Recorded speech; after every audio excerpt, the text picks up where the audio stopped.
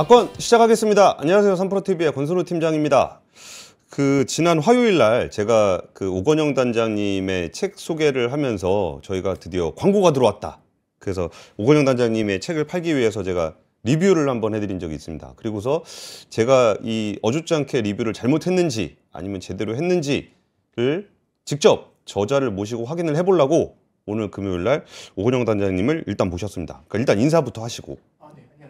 네. 근데 지금 책 팔 때가 아닌 것 같아요. 네, 그러게요. 와, 오늘 코스피가 3.39%가 빠지고 원달러 환율이 1,462원. 네. 와, 난리가 났어요. 일단은 그래, 모르는 분들이 계실 수도 있으니까 자기소개는 네. 뭐 그냥 필수적인 코스니까 자기소개부터 좀 부탁드리겠습니다. 네. 안녕하세요. 전 신한 프리미어 패스파인더의 오건영 단장입니다. 그리고 이제 매크로 마켓 쪽으로 해서 환율하고 금리 쪽을 좀 보고 있고요. 프리미어 패스파인더인데요. 네. 이게 신한은행하고 신한증권하고 네. 같이 웨스트 매니지먼트 자산 관리 브랜드를 만든 게 있는데 그게 프리미어입니다. 네. 그 프리미어에 패스파인더라는 조직의 단장을 맡고 있는데요. 지금 이 패스파인더 조직에 한 증권하고 은행의 전문가 100명 정도가 있습니다. 근데 그래서 단장이에요. 전문가 100명 이제 중에. 단장이라고 하기보다는 이제 뭐라고 해야 될까요? 저보다 훨씬 훌륭하신 분들을 제가 이렇게 관리라기보다도 제가 총무 같은 역할을 하는. 그래서 이제 우수 고객분들 대상으로 해서 저희가 애자일 조직처럼 필요한 맞춤형 솔루션을 그 전문가들 풀을 통해서 제공하는 그런 롤을 좀 하고 있습니다. 이게 그런 분들에게 뭐 개인적으로 얘기를 드리려면 VVIP일 건데. 예. 아무래도 얼마쯤 됩니까? 그거는 이제 뭐 나중에 정확하게 또 한번 또 보여드릴 게 있고요. 그래도 어쨌든 은행에서 이제 VIP 고객들을 대상으로 해서요. 웨스트 매니지먼트에 대한 장기 수요가 있으니까 그런 쪽으로 좀 많이 상담을 해드리고 있습니다. 최소한 이렇게 수십억 이상 가지고 계신 분들이 들을 수 있는 100명의 전문가 그 위에 있는 분의 얘기를 저희가 네. 듣게 되는 겁니다. 네. 일단 오늘 뭔 일이 벌어진 거예요? 일단 첫 번째는요, 안전자산 선호에 대한 성격이 굉장히, 그러니까 저도 오늘 보도자료 나온 것들, 언론에서 얘기하고 있는 것들이 일단 가장 기본적인 저는 포인트라고 생각을 하고요. 다른 것들보다는요, 지금 미국 경기 둔화에 대한 우려가 좀 커지고 있다라는 생각은 좀 듭니다. 이게 한번 저도 이렇게 설명을 좀 해서 말씀드릴게요. 많은 분들이 그런 얘기를 하세요. 미국 경기는 워낙에 탄탄해서 금리가 높아도 견딜 수 있다, 이제 이렇게 생각을 하시지만, 네. 미국이 고금리를 겪었던 적이 지난 3년간 3차례 있었거든요. 언제가 있었냐면 2022년도 10월 달에 그때 연준이 기준금리 막 인상을 할 때 그때 시장금리도 높아졌고 달러도 엄청 강했어요. 근데 금리가 높고 달러가 세잖아요. 그러면 결국에는 어느 국가나 소비하고 수출로 성장합니다. 근데 금리가 높으면은 소비가 힘들겠죠. 예. 그다음에 달러가 강하면 수출이 어렵겠죠. 그럼 굉장히 이제 이게 힘들어지는 거예요. 내수도 어렵고 수출도 어렵고. 그래서 혹시 기억하실지 모르겠는데 22년도 11월에는요. 미국 경기 침체 확률 100% 이렇게 얘기를 했었어요. 맞아. 그런 얘기 하는 사람이 있었어요. 예. 네. 그래서 이제 바로 연준에서 무슨 얘기를 했냐면 금리 인상 속도 조절해야 된다 이런 얘기가 나왔고요. 그 다음에 이제 달러하고 금하고 확 빠지면서 이제 회복의 시그널을 만들었던 적이 있습니다. 그 다음에 또 한 번, 그렇죠. 말로 이게 이제 왜냐면 옛날하고 좀 달라요. 옛날하고 달라진 건 금융시장 자체가 굉장히 커졌어요. 워낙 많은 돈을 풀어서. 근데 예를 들어서 이 금융시장이 워낙 커지다 보니까 무슨 이벤트가 딱 터지면 그때 가는 게 아니라 미리 가려는 수요가 굉장히 빠릅니다. 그래서 옛날하고 다른 건 공간을 안 줘요. 그러니까 진짜 굉장히 많은 돈이 뉴스 하나에 찰나에 움직여버리고요. AI까지 다 들어가다 보니까 한꺼번에 확 몰리는 거죠. 그래서 금리가 내려가지 않고 금리를 인하할까 하는 순간에 시장 금리가 확 주저앉아요. 달러가 같이 확 주저앉으면서 먼저 가서 기다리거든요. 그랬더니 이 금리 내려간 거의 힘으로 23년도에 시장에다 반등을 해요. 그래서 경기 침체 얘기가 쏙 들어갔다가 23년도 10월에 금리 안 내리네 이러면서 이제 시장 금리가 딱 또 올라와가지고 5% 가까이 갔거든요. 미국 10년 금리가. 그랬더니 또 그때도 달러가 세졌어요. 그럼 고금리와 강달러 페어를 잡으니까 23년 10월에 또 경기 침체 오나 하면서 또 한 번 흔들렸었죠. 그때 또 연준이 나서서 뭐라고 했냐면 파월 의장이 금리 인하를 고민할 때가 됐습니다. 이렇게 얘기를 해요. 그랬더니 또 시장 금리가 확 내려오고 달러가 확 빠졌죠. 와, 근데 이게 요새 상황을 보면은 미국은 정말 슈퍼파워구나.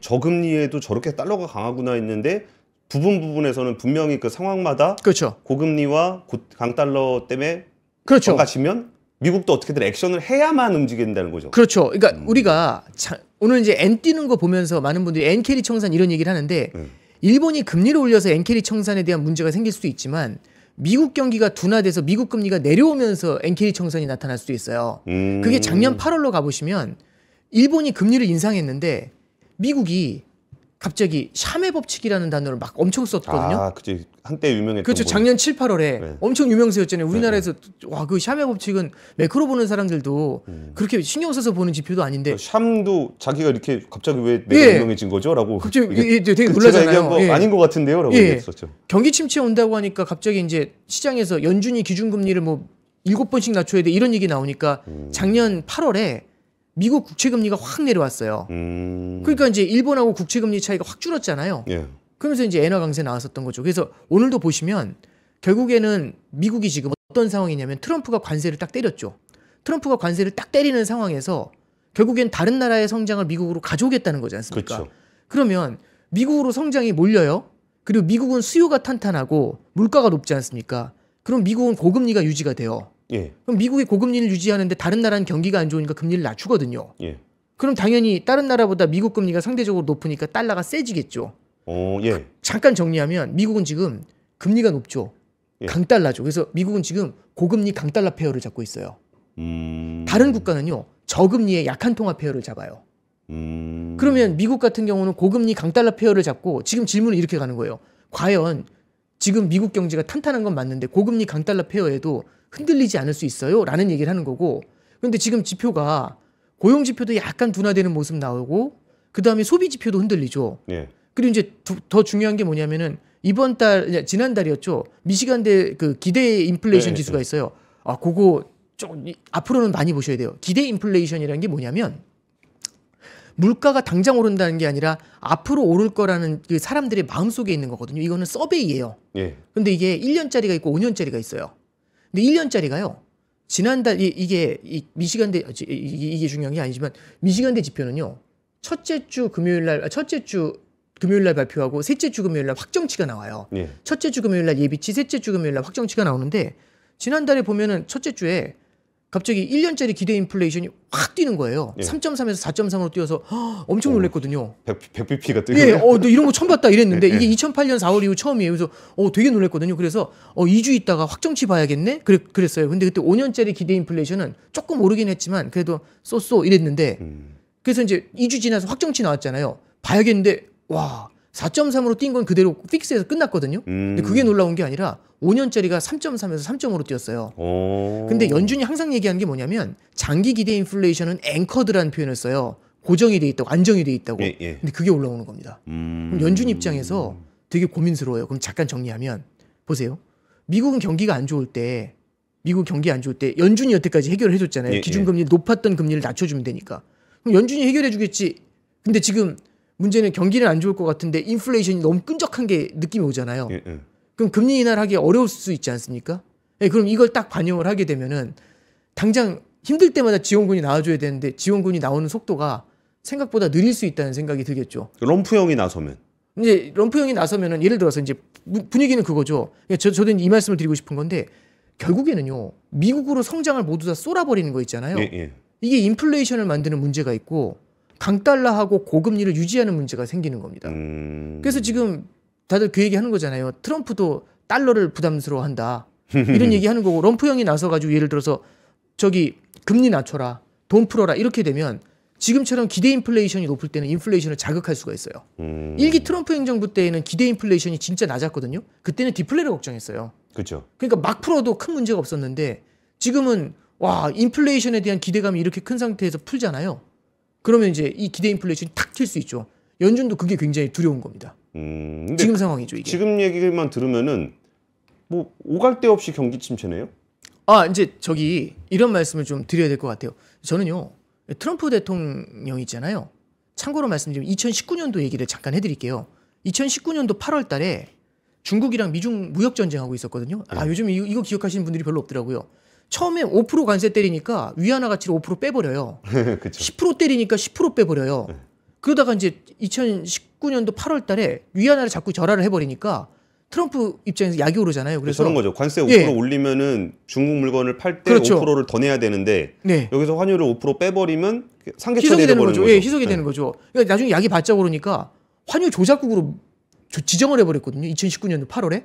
아 근데 이게 환율 조작국으로 가니까 이게 전 세계 증시가 와 이 관세 전쟁이 너무 심각해질 것 같아면서 미국 증시도요. 나스닥이 8월 초에 19년도 8월 초에 하루에 3%가 그냥 쫙 빠졌어요. 그 중국 증시뿐만 전 세계 증시가 빠졌거든요. 그랬더니 이제 트럼프가 얘기하는 거죠. 뭐라고 얘기하냐면 우리 관세 전쟁 그만하고 비긴 걸로 하자. 아 그렇죠. 사실상 비긴 거나 다름없는데 관세 전쟁 그만하고 우리 협상하자. 그래서 협상 테이블로 중국을 불러가지고요. 중국이 미국 물건을 2천억 달러어치 사주는 걸로 합의하고서 2020년도 1월에 이게 미중 무역 합의입니다. 예, 그렇게 해서 종료를 해요. 와, 럼프 형도 다 할 수 있는 건 아니네요. 쫄리죠. 그리고 또 쫄렸던 게 언제냐면 2020년도 3, 4월 달에 보면은 그때 당시 무슨 뭐가 있었냐면 코로나 때문에 공급망이 힘들었잖아요. 예. 그러니까 코로나 때문에 공급망이 힘든 상태에서 공급이 안 되니까 물가가 오르잖아요. 코로나로 네, 경기가 안 좋은데도. 그랬더니 이제 그때 너무 힘들어지니까 트럼프도 관세 풀어야 되나? 이거 한번 고민한 적이 있었고 주요 핵심 품목 있죠. 의료품에 대해서는 예, 예. 관세를 풀었어요.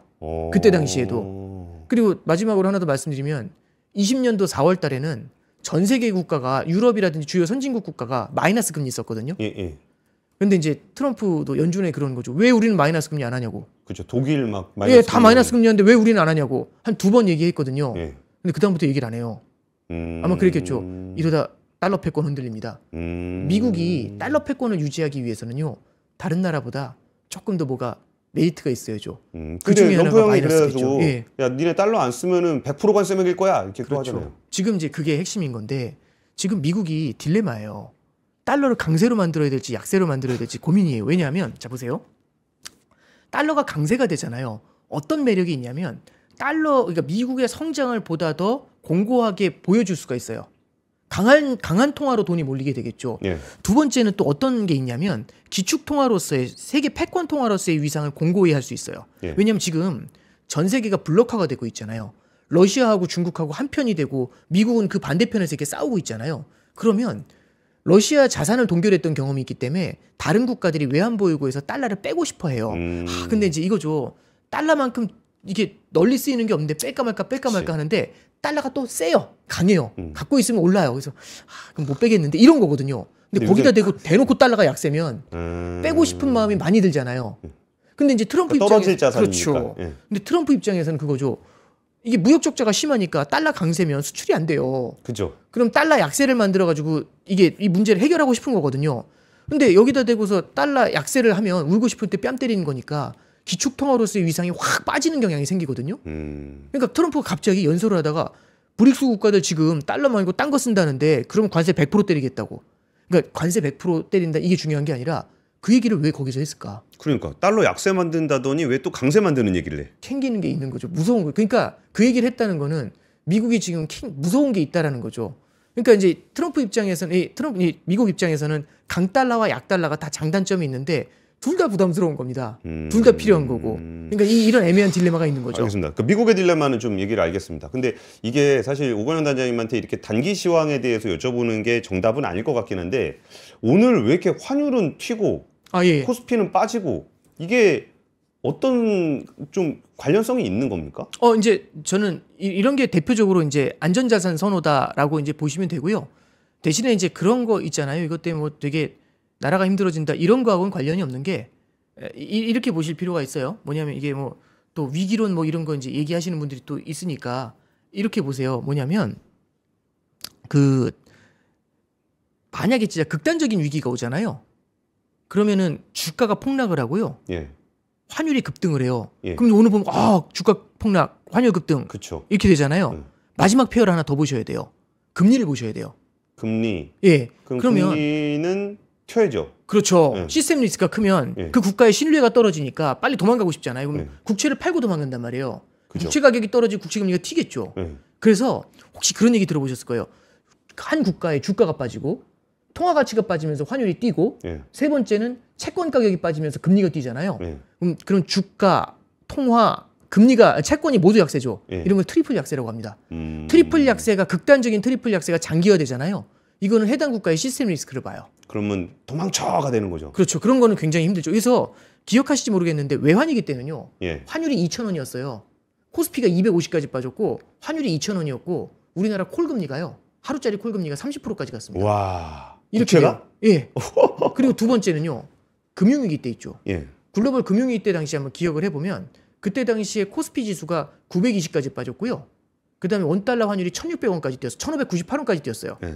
그 다음에 세 번째 그때 은행 1년짜리 정기금 금리가 7.5까지 올라갔습니다. 오. 그러니까 이제 우리가 이제 예를 들어서 이제 시스템 리스크다 이제 이런 것들하고 지금의 상황하고는 조금 좀 다르게 보실 필요가 있죠. 그래서 지금 뭐 대규모 자본 유출이 나타나고 이런 컨셉보다도요. 지금은 미국의 성장 둔화로 인해서 전체적인 투자에 대한 불안감들 오늘 같은 경우 우리나라 국채 금리가 좀 빠졌어요. 그럼 국채는 좋다는 거네요. 그러니까 좋다라기보다는 우리나라 경기가 또 안 좋아지겠네 이걸 반영하는 거죠. 금리가 내려간다. 이제 이게 좀 이상하게 들리실 수도 있지만 극단적인 위기는 아니란 얘기죠. 금리가 내려간다는 건 다만 좋다는 시그널이 아니라요. 건강하게 성장하려면 금리가 완만하게 올라주면 돼요. 근데 지금 같은 경우는 금리가 오늘 좀 많이 빠졌거든요. 그러니까 경기가 그러니까 저기지. 이렇게 니네가 큰 문제가 있는 거라고 생각은 안 하는데 앞으로 잘 될 것 같지는 않아. 힘이 쭉쭉 빠진다는 얘기죠. 이런 그러니까 정도. 뭐냐면은 죽는다가 아니라 아이고 계속 체력이 쭉쭉 빠지겠네. 이제 이런 거죠. 그러니까 지금 보시면 관세 전쟁 이런 걸로 전 세계적으로 불확실성이 커지면서 기업들 설비 투자 같은 게 줄어들게 되잖아요. 이런 것들은 우리나라 실물 경기에도 영향을 주겠죠. 오케이. 그러니까 펀더멘탈한 이슈는 아닌데 네네. 어쨌든 국제적으로는 이렇게 한국이라는 나라의 위험 자산을 들고 싶지는 않아. 뭐 이런 정도로 해석을 할 수 있을 것 같은데 그럼 여기서 우리 하나 또 봐야 되는 게 이거는 단기하고 장기를 좀 같이 얘기해 주셨으면 좋겠습니다. 네네. 사실 우리도 뭐 만만돌이라 그러면 만만돌이겠지만 네. 우리 옆에 있는 만만돌이 일본은 네. 오늘 또 굉장히 엔화가 강했단 말이에요. 아 그렇죠. 우리 또 그 시바 형님, 예. 이시바 형님이 뭘 열심히 하려고 그래서 강해진 겁니까? 아 이제 뭐 열심히 한다기보다는요. 일본 같은 경우는 일단 기본적으로 엔 약세가 너무 부담스러운 거예요. 그죠? 일본은 이제 엔 약세가 부담스러운 이유는 물가가 올라오고 있거든요. 네. 물가가 꽤 높아요. 지금 우리나라보다 물가가 높아요. 이게 제가 말씀드리면 별로 안 놀라시거든요. 근데 저희처럼 마켓 오래 본 사람들은 일본 물가가 우리나라보다 이렇게 높으면 굉장히 놀래요. 일본이 식료품까지 감안하면은 물가 지수가 4%에 육박해요. 4%요? 네.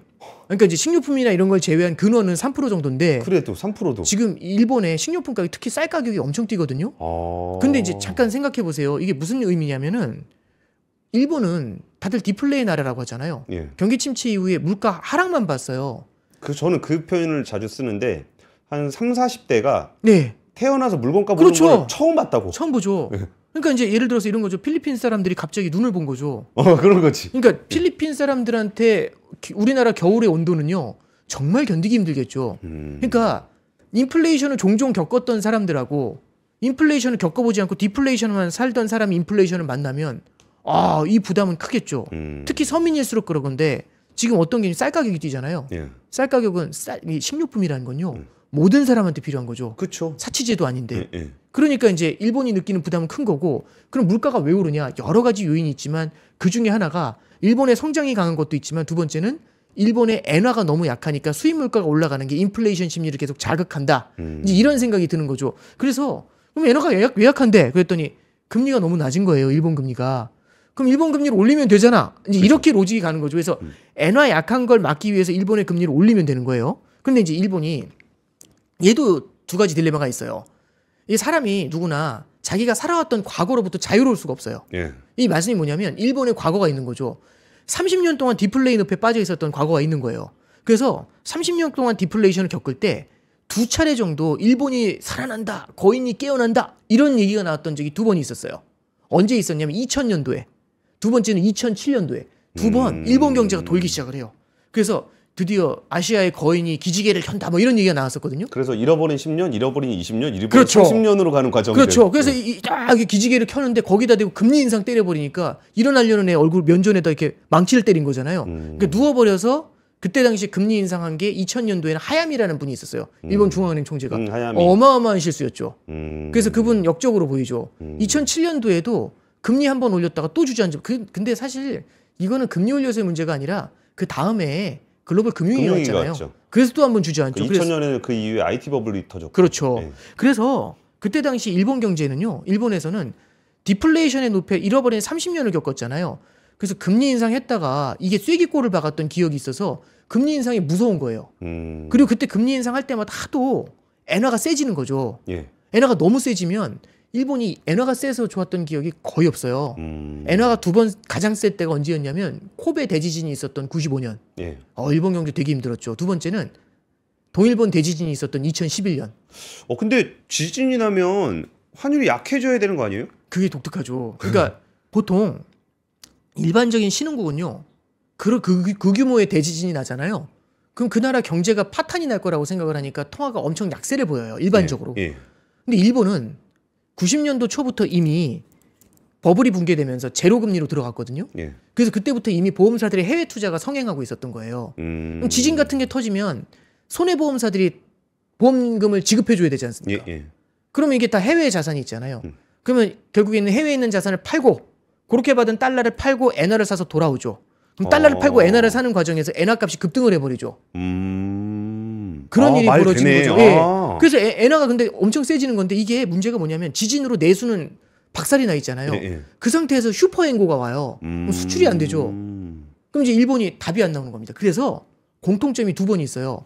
코베 대지진 이후에 95년 4월에 일본이 G5에서 엔화 약세를 용인을 받아요. 몇 년도요? 95년도, 1995년. 이른바 역플라자 합의. 그렇죠. 95년 4월이죠. 예. 그리고 두 번째가 언제 있었냐면 2011년도에 동일본 대지진 직후에 슈퍼앵고가 온 거예요.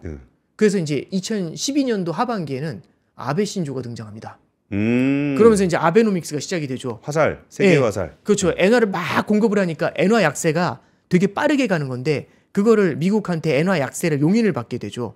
예, 그러면서 이제 엔화 약세 스토리가 시작이 되는 겁니다. 그래서 이제 말씀드리고 싶은 건 일본은 금리 인상에 대한 트라우마도 있고요. 엔 강세에 대한 트라우마도 있어요. 근데 엔 약세가 안 되니까 엔 강세로 가야 되잖아요. 금리 인상을 해서. 근데 이제 엔 약세는 싫어. 그럼 금리 인상해서 엔 강세 가야 되는데 과거의 트라우마가 있어요. 그럼 이 양쪽에서 너무 고민이 되잖아요. 어떡하지? 근데 이제 이 일본은행을 전 세계가 바라봐요. 전 세계가 바라보면서 그럼 일본은행이 이 트랩에 걸려 있는 걸 알잖아요. 근데 일본은 결국에는 금리를 올릴 수밖에 없고 엔화 강세로 갈 수밖에 없어. 이거를 전 세계 모두가 알고 있어요. 예. 그럼 안 가려다가 어쩔 수 없이 등 떠밀려서 가기 시작하잖아요. 그러면 엔 강세 나온다 하면서 확 몰려요. 그죠. 그럼 그게 작년에 보시면 엔 강세가 너무 세게 나온 게 단기에 그게 엔캐리 트레이드 청산이에요. 작년 8월 5일. 그럼 이제 일본 입장에서는 작년에 봤잖아요.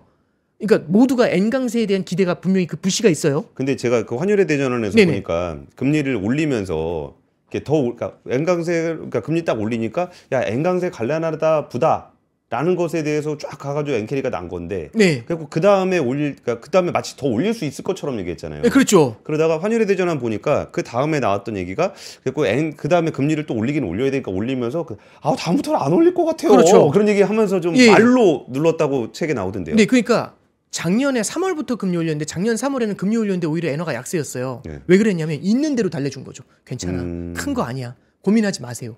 이러면서 금리 올려도 큰 문제 없고 만약에 문제 생기면 다시 내가 조절해 줄게요. 이러면서 이제 달래면서 금리를 올렸어요. 작년 3월에. 그랬더니 시장이 우습게 봐요. 야 이거 쫄보다. 금리 올려봤자 별거 없구나. 그럼 어떻게 하냐면 대놓고 엔화 약세 만들어요. 얘네는 수가 없구나. 엔화 강세를 갈 수가 없구나. 그럼 대놓고 엔화 약세 만드니까 또 엔화가 달러당 160엔을 넘어요. 원화 기준으로는 850원까지 가니까 이제 일본은행이 너무 화가 난 거예요. 그럼 또 저기 뭐야 엔화가 약해지면은 또 물가가 올라가는 그렇죠. 거잖아요. 그래서 이제 기시다 내각이 막 실각할 것 같잖아요. 그래서 그때 당시 이제 일본의 우에다 총재가 작년 7월에 금리를 추가로 인상하면서 뭐라고 했냐면 이제 금리 인상은 제대로 할 거다. 이렇게 얘기하는 거예요. 으름장을 놓는 거예요. 근데 타이밍이 안 좋았어요. 왜냐하면 샤메 법칙이 터질 때였어요. 일본은 금리를 세게 올리려고 하는데 미국에서는 금리가 확 내려오잖아요. 경기 둔화 우려 때문에. 그럼 이 금리 차가 확 좁아지죠. 그럼 엔화 강세가 나타나잖아요. 근데 시장에서는 엔화 강세만 쳐다보고 있거든요. 근데 엔 강세된다 하면 확 몰리면서 엔 강세를 세게 만든 거죠. 그러니까 이제 일본은요. 이렇게 설명을 해드릴게요. 결국에는요. 일본은 엔 약세에서는 벗어나는데 엔 강세는 부담스러워요. 그럼 어떡하라는 얘기냐. 이제 이렇게 정리가 되잖아요. 그럼 이제 이런 게 있어요. 그런 거 있죠. 뭐냐면 그 연예인 중에 어떤 분 그 짤이 돌았는데 그 짤에 뭐라고 나와 있냐면 돈은 많이 벌고 싶지만 사람들이 날 몰랐으면 좋겠어. 이런 예, 말이 예, 있어요. 예. 근데 이제 그게 참 모순적인 말일 수 있겠다고 생각하지만 일본도 똑같아요. 금리 인상에서 엔화 강세는 만들고 싶은데 아무도 신경 안 썼으면 좋겠어. 이렇게 되는 거죠. 그러면 잠깐 보세요. 어떤 일이 벌어지는 거냐면 작년에 잠깐 차트 하나 보여드릴게요. 이게 작년도 원엔 환율 추이입니다. 예. 작년도 8월 5일 날 엔캐리 트레이드 청산됐을 때 엔화가 딱 튀어가지고요. 이게 이때거든요. 이날 엔화가 탁 튀어가지고 900원 조금 안 됐, 900원 정도 됐던 게 965원으로 순식간에 뛰었어요. 그러니까 이게 엔캐리 청산이었거든요. 근데 예. 단기에 너무 세게 뛰었죠. 예. 그랬더니 어떻게 하냐면 여기서 너무 엔화가 세게 뛰고 일본 증시가 13%가 빠지니까 일본 당국에서 이렇게 뛰잖아요. 여기서 위로 더 열어주면 진짜 어마어마한 투기 세력들이 몰려가지고 엔화 강세를 진짜 일방적으로 만들어요. 예. 순식간에 엔화 강세 만듭니다. 이거 돌리기 쉽지 않아요. 그러니까 이제 어떻게 하냐면 여기서 일본은행이 나서서 I'm sorry. 금리 인상 못할 것 같아. 이렇게 얘기해가지고 눌러버리게 되죠. 그러니까 이렇게 보시면 돼요. 뭐냐면 시장의 기대를 계속 없애주려면요. 시장의 눈치를 보면서 움직여야 돼요. 갈까 하는데 시장에서 그럼 엔화 강세하고 몰리려고 하자는 돌아오는 거죠. 갈까 하다가 엔화 강세하고 몰려면 또 도망오는 거죠. 어떤 때는 확 이렇게 찍어 눌러주기도 하고. 그래서 차트를 보시면 막 올랐다 떨어졌다 이렇게 되잖아요. 막 그러니까 오히려 눌러버리면 시장에서 함부로 그렇죠. 방향을 잡지 못하게 그렇죠. 해야 되는군요. 상대가 그런 기대를 엔화는 쳐다보기도 싫어. 이렇게 되잖아요. 그러면 어느새 올라와 있어요. 자, 오늘 엔화가 975원 올라왔거든요. 예. 이러니까 또 관심이 확 몰리는데 지난주에 엔화가 950원, 960원까지 오니까 사람들이 별로 관심이 없어요. 이 말씀은 뭐냐면 엔화가 엔캐리 트레이드 청산됐을 때 960원까지 올라왔을 때는 진짜 다들 쳐다봤는데 예. 다시 960원 오니까 별로 안 쳐다봐요. 왜? 사람들의 관심이 이 과정에서 많이 눌렀었잖아요. 그럴 때마다 슬그머니 올라와요. 슬그머니. 그래서 이제 엔화에 대해서 조금 이제 우리 추세적인 전망을 좀 말씀해 주셨잖아요. 예. 엔 강세는 맞는 것 같아요. 그런데 천천히 가야죠.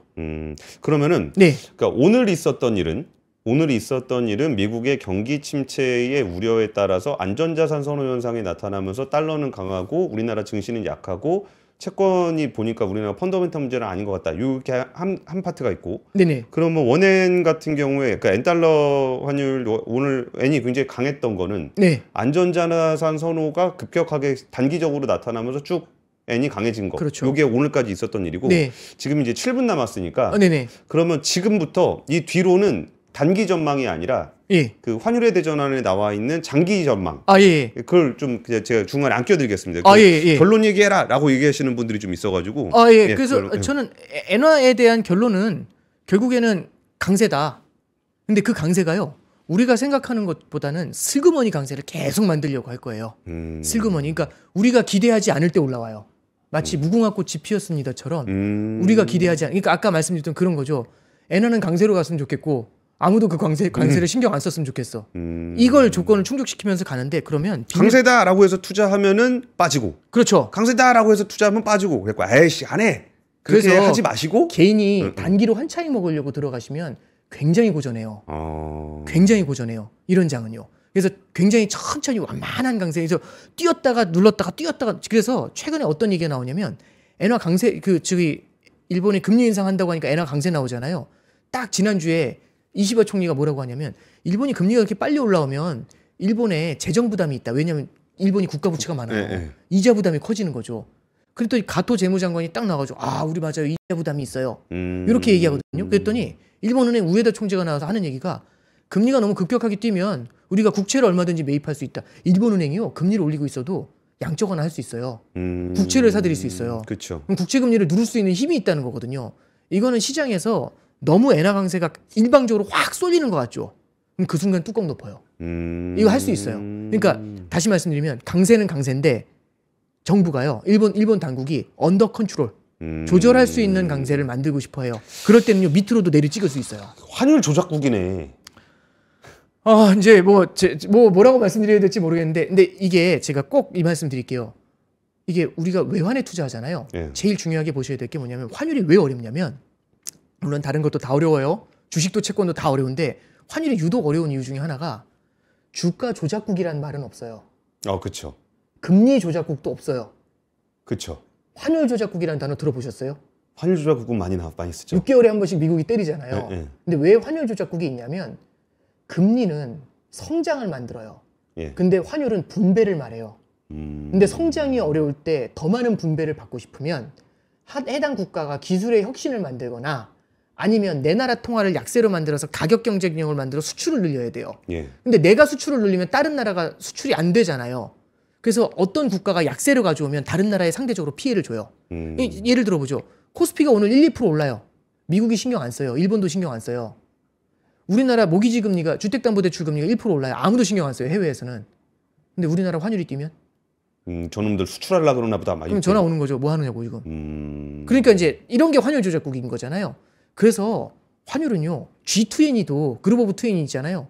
전 세계 20개 국가가 모여가지고 회의하는데 거기서도 환율을 일방적으로 어느 한 국가가 의도적으로 약세로 만드는 거 가만두지 않겠다고 얘기해요. 한쪽으로 쏠리는 거 가만두지 않겠다고. 그러니까 이제 말씀드리고 싶은 건 외환시장은요. 환율의 펀더멘탈도 반영하지만 중간중간 그런 국가들의 개입 있죠. 예. 보이지 않는 개입들. 그런 것들이 수시로 들어와줘요. 뭐 사실은 보이는 개입이죠. 요즘은 이제 좀 약간 뚜렷하게 보여주는 케이스고요. 오케이. 그러면은 엔화에 대한 건 알겠어요. 엔화는 슬그머니 올리는 방향으로 계속 갈 건데 네네. 그렇다고 해서 빨리 올리면 안 되니까 얘가 남들이 눈치챌 때쯤 되면 때리고 눈치챌 때쯤 때리고 뭐 그래갖고 언젠가 시간이 지났을 때는 많이 올라와 있을 그렇죠. 거다. 속도 조절한다는 거죠. 그래갖고 만약에 이거를 엔화를 트레이딩 하려 그러면은 단기 트레이딩으로는 아니고 좀 중장기적으로 보면서 좀 그 고통을 겪으면서 기다리면 엔화는 좀 강세로 갈 것 같다. 장기적인 건 긴 호흡으로 바라봐야 된다. 달러는요? 이렇게 보시면 되죠. 달러도 되게 비슷한데 지금 시간이 애매하지만 간단하게만 3분. 예. 아, 3분이에요? 아니 뭐 저기 박근영 부장님이 2분 더 주시나요? 예, 5분. 아, 예. 저기 간단하게만 말씀드릴게요. 요 차트 한번 보시죠. 요게 원달러 환율 장기 추이예요. 요 차트를 보시면은요. 요게 2000년대 차트거든요. 예. 그다음에 여기 2010년대예요. 하단이 조금 높아졌네요. 예, 이제 보시면 2000년대에 제가 환율을 2004년부터 봤는데 이때 1000원 조금 넘었었는데 제가 보자마자 환율이 확 주저앉아가지고 900원이 되더라고요. 2007년 10월에 이때는 환율 전망이 달러가 700원 간다고 그랬어요. 달러의 시대는 갖고 위안화의 시대라고 했었고. 아, 예. 예, 딱 그때예요. 베이징 올림픽 하기 직전. 근데 이때 이제 원달러 환율이 이렇게 낮았잖아요. 그죠? 근데 이후에 금융위기 때 딱 튀더라고요. 1,600원으로. 그 다음에 안정이 되나 싶었는데 안정되면 저는 환율이 세 자리로 돌아올 줄 알았어요. 근데 2010년에 10년 내내요. 2010년대 요 기간 동안에 원달러 환율이 세 자리로 온 적이 단 하루도 없습니다. 가장 많이 내려왔을 때가 14년도 7월이었는데 1,000원 정도 1,000.07까지 왔었어요. 그런 다음에 가만 올리더라고요. 그럼 이제 보세요. 이때보다 환율 레벨이 한 레벨 올라왔죠. 참고로 하나 말씀드리면 요 20년의 기간 있죠. 예. 요 20년은 우리나라가 중국 특수였어요. 그렇죠. 중국한테 달러 수출해가지고 대중 무역 극자가 어마어마하게 났습니다. 그러니까 달러가 어마어마하게 들어온 거죠. 그럼 여기 위에 이렇게 달러가 쌓여요. 달러가 엄청 많을 것 같지 않으세요? 이걸로 누르는 거죠. 차트를. 왜냐면 환율을 누르는 거죠. 달러가 워낙에 많이 공급이 되니까. 예. 그런데 하나 말씀드리면 앞으로의 10년을 바라볼 때 우리는 뭘 생각해야 되냐면 첫 번째는요. 그러면 우리가 중국 무역 흑자가 계속 날까? 안 나죠. 잠깐 생각해 보시죠. 이게 한국은행에서 작년에 가을에 나왔던 보고서예요. 요즘 한국은행 보고서 진짜 좋은 자료 많습니다. 여기서 이창욱 총재 대국민 커뮤니케이션을 되게 많이 하시더라고요. 그러니까 우리나라 국민들한테 그렇죠. 우리나라의 경제 상황을 알려주시기 위해서 되게 노력하시는 것 같아요. 그러니까 이제 뭐 여러 가지 이슈가 있지만 그래도 저는 자료는 굉장히 좋은 데이터들 많이 보여주시는데 이거 잠깐 보세요. 요거 데이터가 뭐냐면 대중국 수출 연계 생산이라고 나오죠. 생산을 하는데 왜 생산하냐면 중국에 수출하려고. 예. 죄송합니다. 차트 한번 보시죠. 예. 죄송합니다.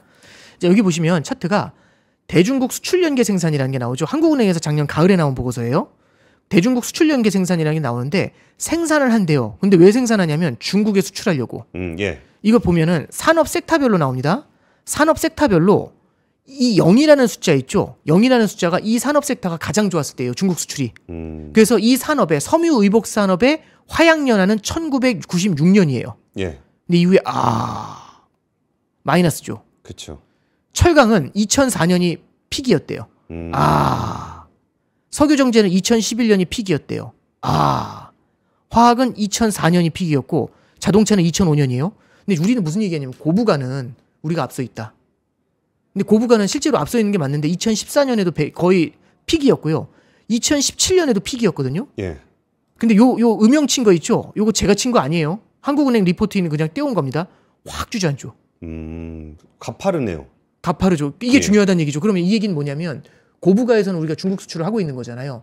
근데 그 가파르게 내려오면 중국 수출이 야, 근데 힘들어진다는 얘기죠. 이거 말고 뭐가 있는 거죠? 다 내려왔잖아 저기. 그러면 예. 2023년도에 무슨 얘기가 나왔냐면 우리나라가 이 31년 만에 대중 무역 적자가 나요. 맞아요. 작년에도 대중 무역 수지가 별로 안 좋았거든요. 그래서 미국으로 딱 쉬프트를 한 건데 예. 미국 수출을 많이 한다고는 하지만 트럼프가 등장. 관세를 있잖아요. 때린다면서요. 예. 그럼 이제 질문이 이렇게 바뀌는 거죠. 이 차트를 보시면서 거대한 무역 흑자가 이 차트를 누른다고 말씀드렸지 않습니까? 근데 무역 수지가 향후 10년, 그러니까 뭐냐면 올해 내년이 아니라 향후 10년을 보면 무역 수지가 어떻게 될까? 이 질문인 거죠. 그러면 줄어들 수도 규모가 있잖아요. 줄겠죠. 예. 예. 그럼 들어오는 달러가 줄어드는 거예요. 근데 지금 우리 삼프로 TV도 그렇고 압권도 그렇고 해외 투자 많이 얘기하잖아요. 예. 해외로 돈이 많이 나가죠. 그리고 또 해외로 개인들의 투자 자금도 나가지만 기업들도 설비 투자를 미국으로 하면 관세 안 때린다면서요. 예. 우리나라에 지을 공장을 미국에 짓잖아요. 그러면은 설비 투자 계정에서도 해외로 나가는 돈이 많아지죠. 그러면 두 개를 합치면 들어오는 달러는 줄어들고 나가는 달러가 많잖아요. 달러 강세. 그러면 위에 있는 이 어마어마하게 누르던 이 차트를 다시 보시면 이렇게 어마어마하게 누르던 이 달러가요. 힘이 좀 빠지겠죠. 그죠? 누르는 힘이 약해지면 바닥이 들릴 올라간다. 수 있지 않을까요? 음. 예, 그래서 이제 이런 말씀을 드리고 싶어요. 이게 이 차트가 저는 되게 중요하다고 생각하는데 추세하고 주기라는 게 있습니다. 예. 추세하고 주기는 뭐냐면 주기라는 건 이거죠. 제가 이제 말씀드린 것처럼 결론적으로 이게 달러가 결국엔 미국도 강달러를 받아들이기 쉽지 않으니까 약달러에 대한 방향성을 모색하겠다. 그렇게 될 것 같다. 이러면 주기적으로는 올라있던 달러가 꺼질 수 있어요. 예. 그럼 와 약달러네. 근데 주기는 굉장히 단기적인 거죠. 근데 보다 중요한 건 추세를 보셔야 되는데 추세는 긴 추세예요. 예를 네. 들어서 이런 거죠. 10년, 20년의 추세를 보면은 결국에 환율이요. 여러 가지 이게 뭐 개입도 있고 여러 가지도 있지만 결국에 추세적으로 보면은 양국의 기술력의 격차, 생산성, 양국의 실력 격차를 반영해요. 예. 그럼 이제 질문이 이렇게 바뀝니다. 향후 10년 후에 미국하고 우리나라의 달러원 환율이니까 미국하고 우리나라의 기술 격차가 좁혀질까요? 벌어질까요? 저는 무조건 한국이 이긴다고 생각합니다. 그럼 환율의 추세가 밑으로 눕습니다. 네, 그랬으면 좋겠습니다. 저도. 예. 예. 근데 만약 벌어지면 생산성 격차가 벌어지면 추세가 위로 서요. 그러면 장기적인 긴 호흡에서 봤을 때는 달러가 조금씩 더 올라갈 가능성에 방점을 둘 수 있죠. 우리나라가 기술 혁신이 나타나거나 하면 얘기가 달라질 수 있어요. 근데 지금의 추세가 이어진다라고 한다면 10년 후, 20년 후에는 달러 추세가 상방향으로 완만한 우상향으로 설 수가 있겠죠. 그럼 이제 우리가 말씀드리고 싶은 건 이겁니다. 주기를 보면서 우리가 환차익에 대한 투자를 하시는 것보다는요. 추세를 바라보면서 다시 한번 차트 한번 보여주세요. 네, 주기를 보면서 오늘 사서 내일 팔고 막 이렇게 가려고 하면은 고점에 사서 저점에 팔고 고점에 사서 저점 이런 실수를 할 수 있어요. 예. 추세를 바라보고 가면은 오늘 산 게 높을 수도 있지만 결국에는 우리가 긴 호흡에서 투자했을 때는 달러 값이 올라와 있을 수가 있죠. 그래서 저는 이제 말씀드리고 싶은 게 우리가 결국에는 환율이라는 걸 바라볼 때 다 긴 호흡에서는요. 결국에는 양국의 생산성의 격차를 반영한다. 이렇게 생각을 합니다. 그러면 이제 마지막으로 질문이 이렇게 들어가는 거죠. 향후의 10년은 어떻게 될 것 같습니까? 그래서 저는 뭐 올해 말에 환율이 얼마입니까? 이런 것보다도요. 우리가 달러 자산을 가져가는 거, 우리가 포트폴리오 분산 투자, 우리 투자라는 게 올해 하고 끝내고 이게 아니잖아요. 예. 긴 호흡에서 5년, 10년, 20년 투자한다고 하면 그리고 달러가 추세적으로 강해질 확률이 조금 더 높다고 하면 우리 포트폴리오의 달러 자산을 야금야금 늘려가는 전략은요. 여전히 유효하다. 예, 그렇게 좀 말씀드리고 싶습니다. 근데 환율의 대전환에서 다루고 있는 주제가 달러 엔 금이거든요. 네, 그렇습니다. 근데 말씀을 들어보니까 지금 달러도 결국은 강세, 네네. 엔화도 결국은 강세, 네. 그리고 책 읽어보니까 금도 강세. 예. 이제 세 가지 모두가요. 저는 이제 긴 호흡에서 바라봤었을 때, 그러니까 결국엔 이런 겁니다. 우리가 포트폴리오에 자산을 담잖아요. 우리가 샀다 팔았다 이런 트레이딩을 하는 게 아니고 예. 요즘처럼 제가 아까 말씀드렸잖아요. 공간이 안 나온다고. 그렇게 투자하는 게 아니라 그런 투자는 실패할 가능성이 높고요. 우리가 포트폴리오의 긴 관점에서 분산 투자하잖아요.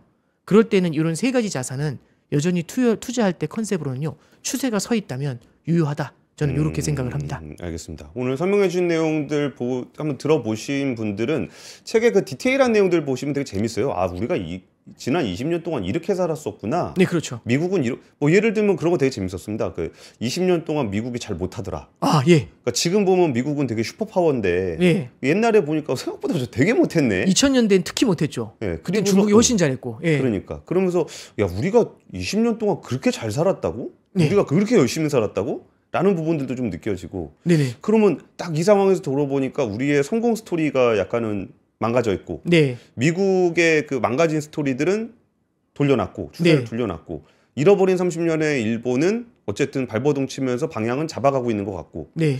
아, 진짜 열심히 살아가야 되겠다는 생각이 좀 드는데, 그러면 마지막으로 한번 팔아보시죠. 저희 이제 환율의 대전환이라고 제목을 넣었잖아요. 예. 이제 세 가지죠. 달러하고 엔하고 금이죠. 그러면은 달러가 여태까지 갖고 있었던 추세가 있었을 텐데 그 달러원 환율에서의 어떤 큰 추세의 변환, 요게 이제 달러의 전환이고, 그 다음에 엔화도 오늘 말씀드렸던 것처럼 엔화가 약세 일변도를 지난 아베노믹스 이후에 이어왔지 않습니까? 예. 거기서의 추세 전환에 대한, 이 추세 전환은 물론 긴 호흡에 대한 말씀입니다. 그리고 세 번째는 금에 대한 말씀도 있는데, 이 금이라는 자산도 사실 이제 복잡하긴 합니다만 결국에는 이 자산도 바라볼 때는 부채의 관점에서, 그리고 종이화폐와 실질화폐, 실물화폐의 관점에서 바라본다면은 포트폴리오의 자산으로서는 좀 유효하다라고 말씀드릴 수 있고요. 그런 내용들의 디테일이 책에 좀 고스란히 녹아있다, 이렇게 말씀드리겠습니다. 알겠습니다. 이게 사실 단기적으로 투자하시는 분들은 이런 얘기가 와닿지 않으실 수도 있을 것 같아요. 그런데 우리가 주가가 빠지고 단기적으로 자산의 변동성이 생기면은 뭔가 좀 든든하게 받쳐주는 애들이 좀 있어야 다음에 또 다시 도전할 그렇죠. 수 있는 기회도 생기는 거거든요. 그래서 그 단기 투자하시는 분들일수록 오히려 좀 장기적으로 단단한 그렇죠. 포트폴리오를 같이 가져가는 것도 굉장히 좋을 것 같고, 오늘 때마침 정말 그 주가 폭락과 환율이 튀는 이 상황에 대해서 아까 단장님 설명해 주시는 얘기를 들어보니까 어쨌든 단기적으로는 뭔가 위기라기보다는 좀 중기적인 추세에서의 이벤트성일 가능성도 좀 있어 보입니다. 그 신한 프리미엄 패스파인더의 오건영 단장님과 함께 했습니다. 감사합니다. 네, 감사합니다. 지금까지 박건이었습니다.